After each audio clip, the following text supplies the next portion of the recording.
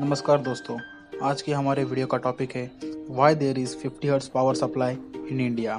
That means कि हमारे देश में 50 हर्ट्ज पावर सप्लाई को ही क्यों यूज़ किया जाता है।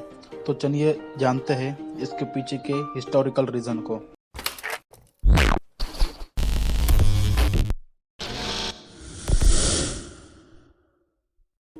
– 1880 में थॉमस एल्वा एडिसन ने डीसी की थ्योरी पूरी दुनिया के सामने रखी।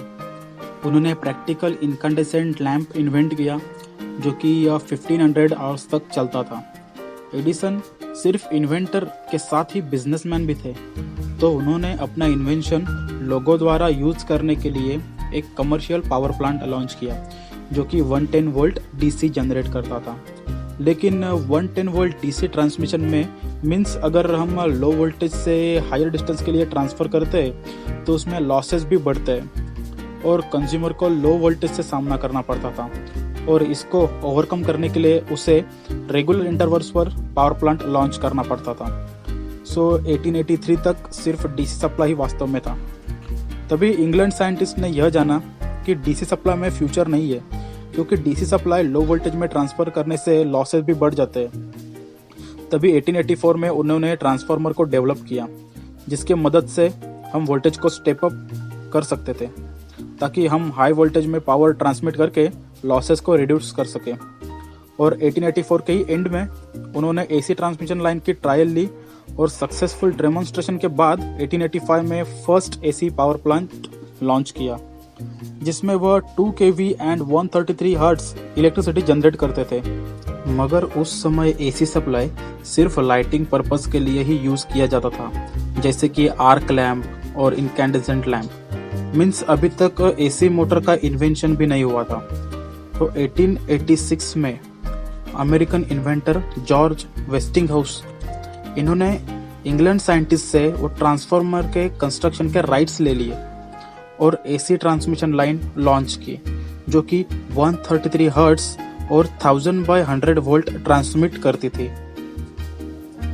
तभी दुनिया के one of the great scientist Nikola Tesla, इन्होंने इसमें अपने लिए एक अपॉर्चुनिटी देख ली और 1888 में उन्होंने एसी सप्लाई पे वर्क करने वाली पॉलीफेज मोटर लॉन्च की।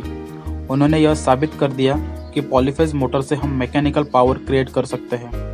अब जॉर्ज के पास डबल बेनिफिट था, क्योंकि उसके एसी सप्लाई पर लाइट बल्ब्स तो पहले से ही वर्क कर रहे थे और अब तो टेस्ला की पावरफुल मोटर भी थी। तो उसने टेस्ला के साथ टाई अप किया। तभी टेस्ला ने जॉर्ज को 60 हर्ट्ज का जनरेशन करने की आइडिया दी, क्योंकि 60 हर्ट्ज फ्रीक्वेंसी उसके मोटर के लिए मीन्स टेस्ला के मोटर के लिए सफिशिएंट थी।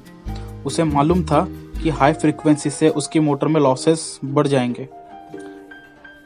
और 1893 में जॉर्ज ने 2 phase 2.2 kV and 16 hertz generation शुरू किया। फर्स्ट वर्ल्ड वॉर से पहले लगभग सभी देशों का संबंध एक दूसरे से टूटने लगा और यूके ने फैसला किया कि हम यूएस की टेक्नोलॉजी को यूज़ नहीं करेंगे, और उन्होंने ट्रांसमिशन लॉसेस कम करने के लिए 110 वोल्ट की जगह 220 वोल्ट जनरेट करना शुरू किया और eddy current and hysteresis loss कम करने के लिए 60 हर्ट्ज की जगह 50 हर्ट्ज का जनरेशन शुरू किया।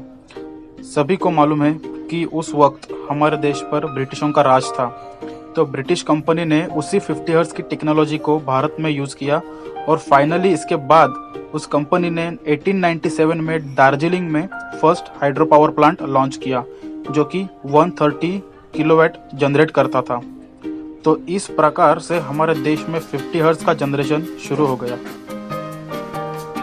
और अगर आपको यह वीडियो अच्छी लगी हो तो इस वीडियो को लाइक कीजिए और हमारे चैनल को सब्सक्राइब कीजिए और साथ ही में इस बेल आइकन को दबा दीजिए ताकि आप हमारे साथ जुड़े रहे नए वीडियो में।